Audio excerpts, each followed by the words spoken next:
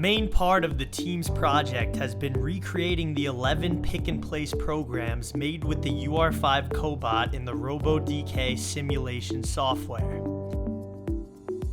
Using an educational license through Binghamton University, the team was able to gain access to a top-tier simulation software.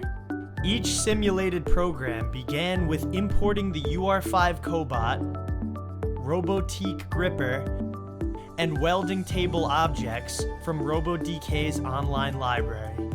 The team also imported STP files of custom-designed pill bottles made in the Solid Edge 3D CAD software.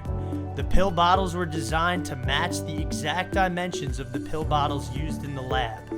With all the required objects imported into each workstation, the team went on to recreate each of the 11 programs. The programming method stayed mostly the same for each simulation.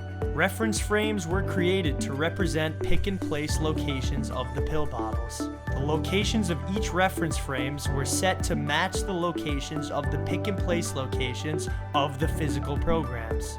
The schematics of the locations were calculated by hand and entered into Robodk. With reference frames set, robot targets were then added by the lead-through programming method of dragging the Cobot arm to these targets.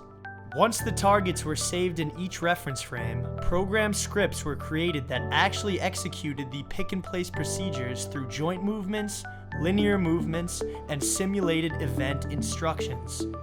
It was essential to add a replace program to each simulation in order to reset the pill bottles after a program finished. The batch picks and line pick programs were mostly identical in program structure. But when it came to the single bottle arrival orientation, the team had to add a second UR5 Cobot. This second Cobot represented the team member's hand that was placing the pill bottles in the single pick location from the real-world programs.